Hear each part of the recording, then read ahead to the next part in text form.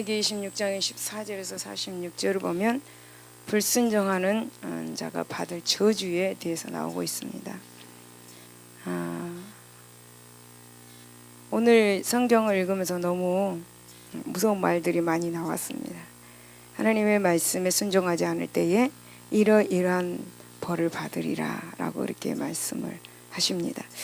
여러분, 하나님께서는 레위기 16장 1절에서 13절에서 당신의 말씀에 순종하는 자에게는 복을에 대해서 그렇게 말씀하셨고, 지금 우리가 읽었던 이 본문은 이제 하나님의 말씀에 순종하지 않을 자에게 대한 그 저주와 그리고 형벌을 언급하고 있습니다.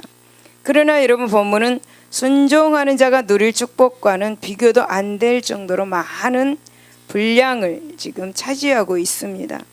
여러분, 이것은 하나님께서는 당신의 백성들에게 축복 내리기를 더 원하시기 때문입니다. 그래서 하나님은 당신의 백성들에게 저주 내리시기를 원하지 않습니다. 정말 싫어하십니다. 다시 말씀을 드리면, 인간은 순종보다 불순종하기를 더 좋아하는 성향을 가졌기 때문에 하나님은 복을 주시기를 원하시지 저주를 하기를 싫어하십니다. 그래서 인간은 죄의 마음의 본성이 가지고 있기 때문이죠. 그리고 순종하기보다는 그 다음에 불순종을 많이 합니다. 그래서 인간은 긍정적이기보다는 불평을 많이 하는 거 있는 것을 우리는 볼 수가 있죠. 그래서 하나님은 본문에서 이제 불순종하는 자들에게 임할 저주와 형벌을 아주 구체적이고 소상하게 밝혀주고 있는 것입니다. 그렇게 함으로써 이제 이스라엘 백성들이 이 말씀을 듣고 가능하면 하나님의 말씀에 순종하기를 원하셔서 이렇게 저주의 말씀을 많이 하셨던 것이죠. 여러분, 우리가 스스로 우리를 스스로 돌이켜 보면 우리 역시 순종보다는 불순종의 삶에 더 치우쳐 있음을 쉽게 발견할 수가 있습니다. 그러나 여러분, 비록 하나님이 사랑의 그런 하나님이시긴 하지만 하나님께서는 불순종하고 범죄하는 자들을 그대로 내버려 두지 않으시는 분이시죠. 그러기에 불순종에는 반드시 그에 상응하는 응분의 대가가 따르기 마련입니다. 그렇다면 여러분 이제 본문을 통해서 불순종하는 자들에게 임할 그런 저주, 형벌을 살펴보면서 우리 신앙의 경계를 한번 삼도록 하겠습니다. 첫 번째 보면은 16절, 17절, 20절, 22절, 25절과 26절 그리고 29절에 보면은 이제 불순종하면 전쟁, 그리고 기근, 가뭄으로 또 모든 육신의 수고가 헛되게 됨을 알 수가 있습니다. 그래서 16절, 17절을 한번 읽어보겠습니다. 우리 16절, 17절 우리 마음에 새기는 마음으로 읽겠습니다. 시작. 내가 이같이 너에게 행하리니 곧 내가 너에게 놀라운 재앙을 내려 폐병과 열병으로 눈이 어둡고 생명이 쇠약하게 할 것이요 너희가 파종한 것은 헛되리니 너희의 대적이 그것을 먹을 것이며 내가 너희를 치리니 너희가 너희의 대적에게 패할 것이요 너희를 미워하는 자가 너희를 다스릴 것이며 너희는 쫓는 자가 없어도 도망하리라 라고 말씀합니다. 그리고 계속적으로 22, 25, 26, 29절에 보면은 이제 육신의 수고가 헛되고 그리고 여러 가지 저주의 말씀이 나오고 있습니다. 그래서 먼저는 여러분, 하나님의 말씀에 불순종하고 죄악 가운데 거하는 자들에게는 육신적인 형벌이 임하게 됨을 우리는 알 수가 있습니다. 여러분, 한 번 더 자세하게 보면은 이제 첫째는 땅에서 일하는 모든 수고가 헛되다라고 말씀합니다. 즉 하나님께서는 19절에 너희의 하늘을 철과 같게 하며 너희 땅을 녹과 같게 하리니 라고 그렇게 말씀하고 있죠. 맞습니까? 그래서 무슨 뜻인가? 여러분, 하늘이 철과 같이 되었으니 거기서 무슨 비와 이슬이 내릴 수가 있겠습니까?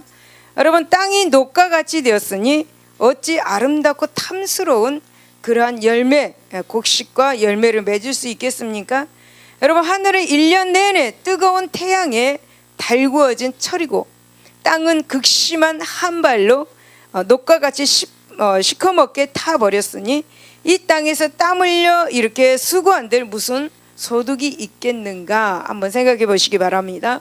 여러분, 하나님의 말씀에 불순종하는 자들에게는 이런 극심한 물질적인 재앙이 임하게 된다라는 것을 우리에게 말씀해 주고 있는 것입니다. 그래서 우리는 물질적인 복을 받기 위해서는 불순종이 아니라 순종하는 삶을 살아야 한다라는 것을 우리에게 가르쳐 주고 있습니다. 그리고 두 번째 보면은 전쟁으로 모든 인간이 파괴되고 상실된다라는 것을 알 수가 있습니다. 여러분, 하나님께서 26절에 열 여인이 한 화덕에서 떡을 구워 먹게 되리라 라고 그렇게 말씀하는데, 그리고 29절에 너희가 아들의 고기를 먹고 딸의 고기를 먹을 것이다, 이제 살을 먹을 것이다 라고 그렇게 말씀합니다. 어떤 뜻입니까? 딸과 아들의 살을 먹는 거예요. 고기를 먹는다 그러면 여러분 이제 아시겠죠? 여러분, 사실 평시에는 한 여인이 한 화덕에서 떡을 구워 먹는 것이 정상입니다. 그러나 여러분, 이 극심한 그런 기근과 전쟁의 피해로 인해 가지고 큰 식량난으로 허덕이게 된다 라고 그렇게 말씀하고 있는 것이죠. 이것도 부족하면 나중에는 자기 자녀들의 고기, 자기 자녀들의 살을 먹게 되는 짐승과 같은 그런 세상이 이르게 된다라는 것을 우리에게 가르쳐주고 있는 것입니다. 여러분, 열왕기하 6장 28절에서 29절을 보면 또 무슨 일이냐 하니, 여인이 대답하되 이 여인이 내게 이르기를 내 아들을 내놓으라. 우리가 오늘 먹고 내일은 내 아들을 먹자 하며 우리가 드디어 내 아들을 삶아 먹었더니 이튿날에 내가 그 여인에게 이르되 내 아들을 내놓으라. 우리가 먹으리라 하니 그가 그의 아들을 숨겼나이다 하는지라 라고 이렇게 말씀합니다. 얼마나 기근이 심하면 자녀들을 삶아 먹는 거예요. 끔찍한 일이죠. 예, 실제로 여러분, 엘리사 선지자 당시에 아람 군대의 침략을 받은 이스라엘은 수도 사마리아가 포위되어서 굶주림을 견디지 못해서 이렇게 도처에서 자녀들을 잡아먹는 그런 지옥과 같은 현상들이 도처에서 이렇게 나타났습니다. 여러분, 450년에 이탈리아에 굉장한 기근이 있었다고 합니다. 그래서 그때에 부모들이 그들의 자식을 먹었다고 합니다. 기근이 이렇게 무서운 거예요. 하나님의 말씀에 순종하지 않으면 이런 기근 같은 그런 재앙이 내려오는 거예요. 그래서 기근은 뾰족하고 야연 얼굴을 하고 있습니다. 그래서 기근은 피부와 뼈가 드러나는 죽음입니다. 그래서 여러분, 기근은 참으로 무서운 것입니다. 그래서 여러분, 그 다음에 세 번째 보면 16절을 보면 각종 질병과 연병으로 생명이 쇠약해지게 되는 것을 우리는 볼 수가 있죠. 그러니까 하나님의 말씀에 불순종할 때에 이런 재앙이 내린다라는 것입니다. 여러분, 각종 기근과 가뭄, 거기에다가 전쟁의 재앙까지 겹쳤으니 많은 질병이 생기는 것은 당연한 이치입니다. 이처럼 여러분, 기근은 전쟁을, 그리고 전쟁은 각종 질병을 그렇게 부르는 악순환의 고리는 불신세계를 향한 하나님의 심판의 결과임을 분명히 우리는 알아야 될 줄로 믿습니다. 그러므로 우리는 불순종이 아닌 순종함으로 복을 받으시기를 바랍니다. 두 번째 보면 17절 36절에서 37절을 보면 불순종하게 되면 마음 가운데 늘 불안함이 있게 되는 것을 볼 수가 있죠. 17절과 우리 17절 한번 읽어보겠습니다. 17절 시작. 내가 너희를 치리니 패할 것이요 너희를 미워하는 자가 너희를 다스릴 것이며 너희는 쫓는 자가 없어도 도망하리라. 36절 읽겠습니다. 너희 남은 자에게는 그 원수들의 땅에서 내가 그들의 마음을 약하게 하리니 그들은 바람에 불린 잎사귀 소리에도 놀라 도망하기를 칼을 피하여 도망하듯 할 것이요 쫓는 자가 없어도 엎드러질 것이라. 37절 그들은 쫓는 자가 없어도 칼 앞에 있음같이 서로 짓밟혀 넘어지리니 너희가 원수들을 맞설 힘이 없을 것이요 라고 이렇게 말씀합니다. 여러분, 하나님의 말씀에 불순종하는 자들에게 임할 두 번째 형벌은 바로 그 심령이 결코 평안을 얻지 못한다라고 그렇게 말씀합니다. 여러분 17절을 보면 너희가 쫓는 자가 없어도 도망한다. 얼마나 쫓는 자가 없는데 얼마나 불안하면 도망을 가겠습니까? 그 다음에 36절은 바람에 불린 잎사귀 소리에도 놀라서 도망하기를 칼을 펴여 도망하듯 할 것이요. 가느다란 바람 소리만 들어도 무서워한대요. 그래서 도망을 친다라는 거죠. 여러분 이것은 그 마음 가운데 평안과 안식이 없는 극도의 불안 상태를 잘 나타내주고 있는 말씀입니다. 그렇습니다, 여러분. 실로 하나님을 두려워하지 않고 죄 가운데 사로잡혀 있는 자들은 모든 피조물들이 공포와 두려움의 대상이 되는 것입니다. 나뭇잎 흔들리는 소리조차도 두려움이 되고 천둥과 번개, 다른 어떤 자연 현상들이야 오죽하겠습니까? 천둥만 쳐도 우리 같은 경우 어떻습니까? 천둥 쳐도 무섭죠. 깜짝 놀라잖아요. 여러분 이처럼 마음 가운데 하나님이 계시지 않는 자들은 그 마음, 그 공백 안에 불안과 그리고 공포로 가득 채울 수밖에 없는 것입니다. 여러분 이들은 항상 불안 속에서 살아가죠. 두려움으로 가득 차서 어떤 일에도 할 수가 없는 것입니다. 여러분 어떤 사람들은 밖에 나오지 못하는 사람도 있습니다. 불안하고 이렇게 두려움 있는 사람은 밖에도 못 나옵니다. 왜 그렇겠습니까? 마음이 불안하기 때문입니다. 두려움이 있기 때문이죠. 그래서 시편 기자는 시편 119편 165절에 주의 법을 사랑하는 자에게는 큰 평안이 있으니 저희에게 장애물이 없다라고 이렇게 말씀을 하고 있는 것입니다. 하나님의 법을 사랑하는 자, 곧 순종하는 자에게는 큰 평안이 있다. 그래서 걱정할 것이 없다라고 그렇게 말씀을 하고 있는 것이죠. 여러분 마음에 평안이 있으면 모든 일이 잘 됩니다. 그렇죠? 그렇지 않습니까? 마음이 평안이 있으면 장애물이 없습니다. 마음에 평안이 있다라는 것은 하나님의 말씀이 우리 마음에 씨가 있다라는 것, 씨로 있다라는 것입니다. 마음이 불안하다는 것은 하나님의 말씀의 씨가 우리 마음에 없다라는 것입니다. 하나님의 말씀의 씨가 우리 마음에 없기 때문에 불안한 거예요. 하나님의 말씀의 씨가 우리에게 없기 때문에 불순종하는 것입니다. 할렐루야. 사랑하는 여러분, 정녕 이 세상에서 누릴 수 있는 가장 평안은 바로 오직 하나님의 말씀을 법도를 따르고 순종하는 것, 이것이 바로 평안을 가져다 주는 것입니다. 할렐루야. 요한복음 14장 27절로 보면 너희의 평안을 너에게 끼치노니 곧 나의 평안을 너에게 주노니 내가 너에게 주는 것 세상이 주는 것 같지 않냐니 너희는 마음에 근심도 말고 두려워하지도 말라라고 그렇게 말씀을 하고 있습니다. 그러므로 여러분 마음의 평안을 얻기 위해서 하나님의 말씀에 순종하시기를 바랍니다. 여러분 마음에 하나님의 말씀의 씨를 가지고 있기를 바랍니다.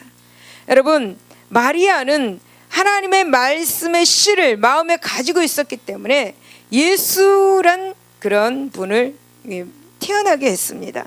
믿었습니다. 하나님의 말씀의 씨를 또 믿었습니다. 그렇기 때문에 이렇게 복을 받았습니다.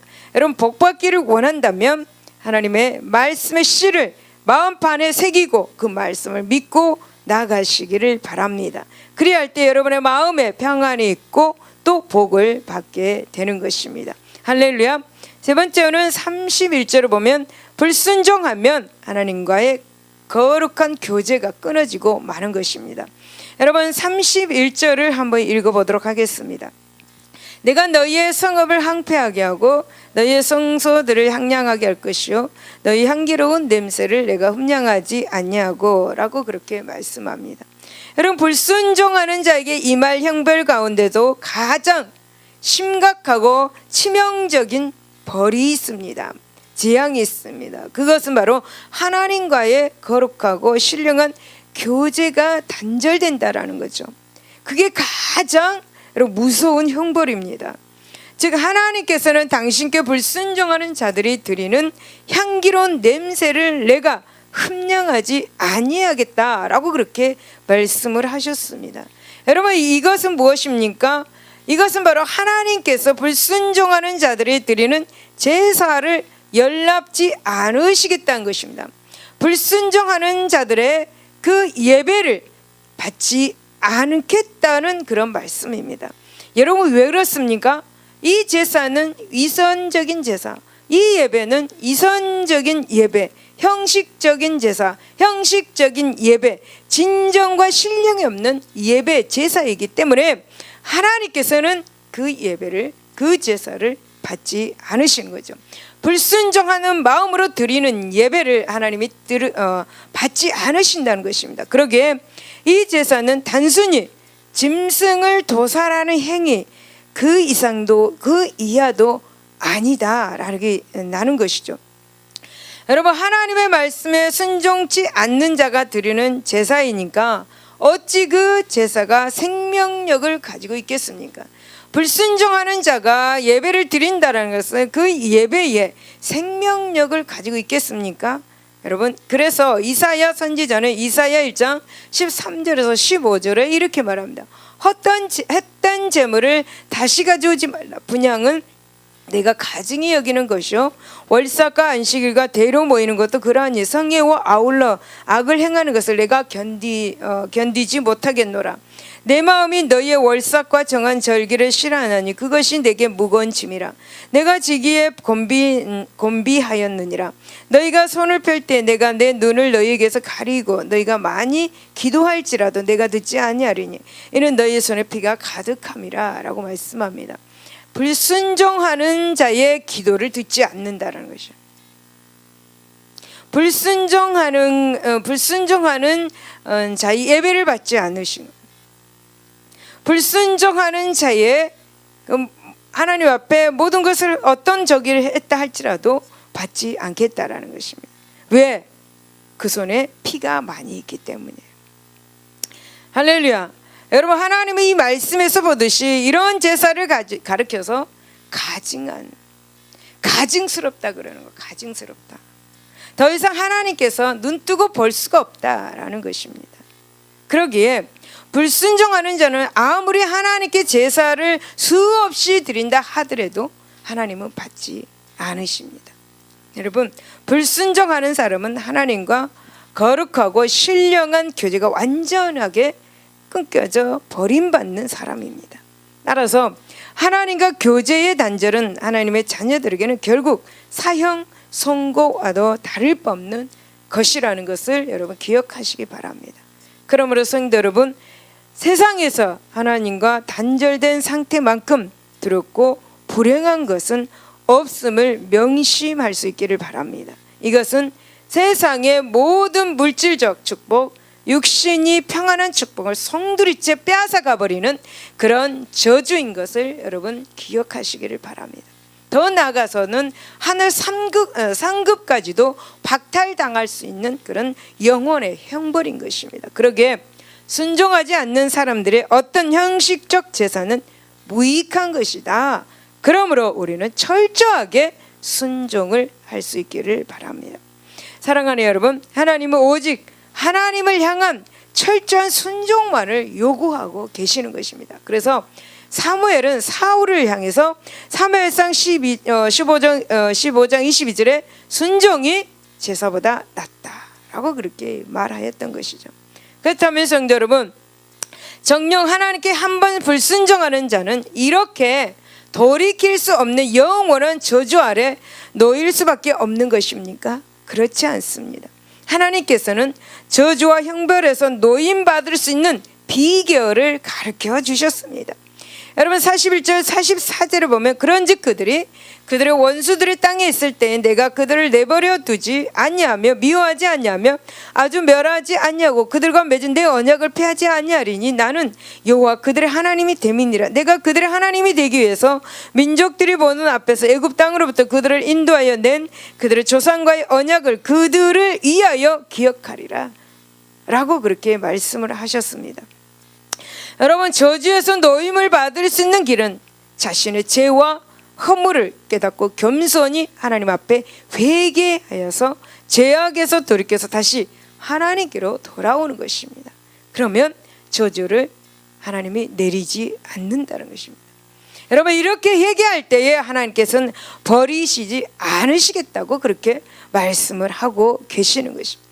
얼마나 좋으신 하나님이십니까? 할렐루야.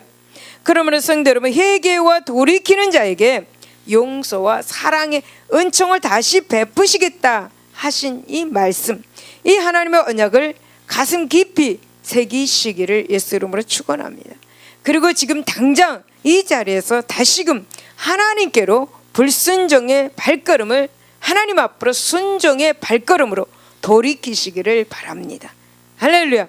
누가복음 15장 18절 20절을 보면 마치 부모를 거역하고 방탕한 가운데 있던 탕자가 다시 아버지 집으로 발걸음을 돌이켰듯이 여러분의 불순종의 발걸음을 신속하게 하나님께로 돌이키시기를 바랍니다. 그럴 때 사랑이 많으신 하나님께서는 우리의 상처를 싸매어 주십니다. 우리 연약한 부분을 치유해 주실 것입니다. 할렐루야. 여러분, 이 호세아 6장 1절에서 3절을 보면 오라 우리가 여호와께로 돌아가자. 여호와께서 우리를 찢으셨으나 도로 낫게 하실 것이요 우리를 치셨으나 싸매어 주실 것이다. 할렐루야. 믿을 수 있기를 예수 이름으로 축원합니다. 할렐루야. 결론입니다.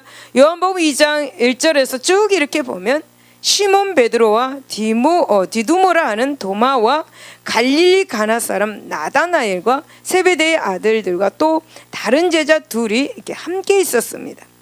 그런데 시몬 베드로가 이렇게 말하면 나는 물고기 잡으러 가겠다라고 말하니까 함께 있던 제자들이 나도 함께 가자, 다 함께 가겠다고 하고 이제 나가서 이제 배에 올랐습니다. 그래서 그물을 내렸지만 그날 밤에 아무것도 잡지 못했습니다. 그런데 예수님께서 디베라 호수에서 짱 하고 나타나셨죠.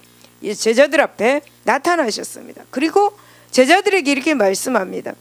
얘들아, 너희들에게 고기가 있느냐? 라고 그렇게 묻습니다. 제자들은 아무것도 없습니다 라고 그렇게 대답하죠. 그러니까 또 예수님께서 또 말씀하십니다.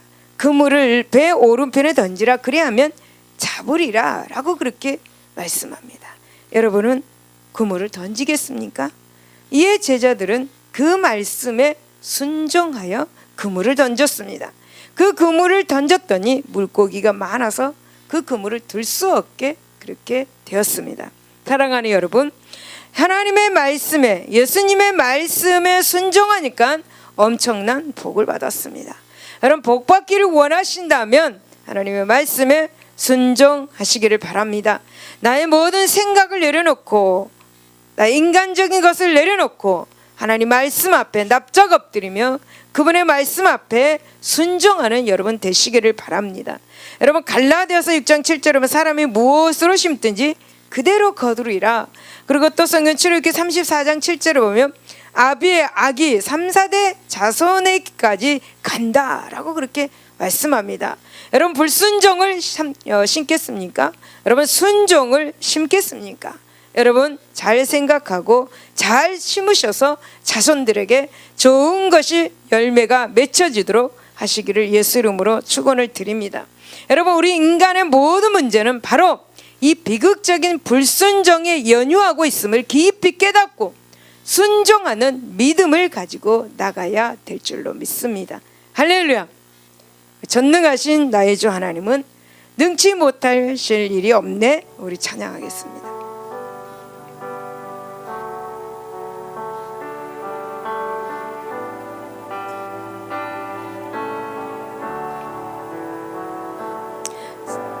하신 나의 주 하나님은 능치 못하실 일 전혀 없네. 우리의 모든 간구도, 우리의 모든 생각도, 우리의 모든 꿈과 모든 소망도 하신 나의 주 하나님은 우리의 모든 괴로움 바꿀 수 있네. 불가능한 일 행하시고 죽은 자를 일으키시니 그를 이길 자 아무도 없네. 주의 말씀 의지하여 말씀 의지하여 깊은 곳에 금을 던져 오늘 그가 놀라운 일을 이루시는 것 보라. 주의 말씀 의지하여 믿음으로 금을 던져 믿는 자에게 능치 못함. 전능하신 나의 주 하나님은 전능하신 나의 주 하나님은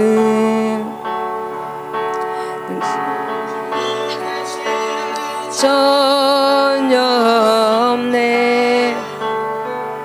우리의 모든 간구도 우리의 모든 생각도 우리의 모든 꿈과 모든 소망도 전능하신 나의 주 하나님은 우리의 모든 괴로움 바꿀 수 있네. 불가능한 일 행하시고 죽은 자를 일으키시니 그를 이길 자 아무도 없네. 주의 말씀 의지하여 주의 말씀 의지하여 깊은 곳에 금을 던져 그가 너가 놀라운 일을 이루시는 것 보라. 주의 말씀 의지하여 믿음으로 금을 던져 믿는 자에게 능치 못함 없네. 믿는 자에게 능치 못함 없네. 아멘. 기도하겠습니다. 하나님 아버지 감사합니다. 불순종이 아닌 순종하는 하나님의 자녀들이 되게 하셔서 복을 받게 하시고 하나님께 영광 돌리게 하여 주시옵소서. 모든 인간은 불순종하기를 좋아합니다. 그러나 하나님은 불순종하는 자에게 저주를 준다고 오늘 본문의 말씀을 보고 또다시 한번 깨닫습니다. 하나님, 오늘부터 이제 내 생각과 내 모든 지식을 내려놓고 오직 불순종이 아닌 순종함으로 하나님의 뜻을 이루어드리는 우리 모두가 되게 하여 주시옵소서. 하나님 감사하며 예수 이름으로 기도드리옵나이다. 아멘. 할렐루야, 할렐루야. 우리 전능하신 나의 주 하나님은 찬양하고 기도하겠습니다. 전능하신 나의 주 하나님은 능치 못하실 일 전혀 없네. 우리의 모든 간구도 우리의 모든 생각도 우리의 모든 꿈과 모든 소망도 전능하신 나의 주 하나님은 우리의 모든 괴로움 바꿀 수 있네. 불가능한 일 행하시고 죽은 자를 일으키시니 그를 이길 자 아무도 없네. 주의 말씀을 의지하여 깊은 곳에 금을 던져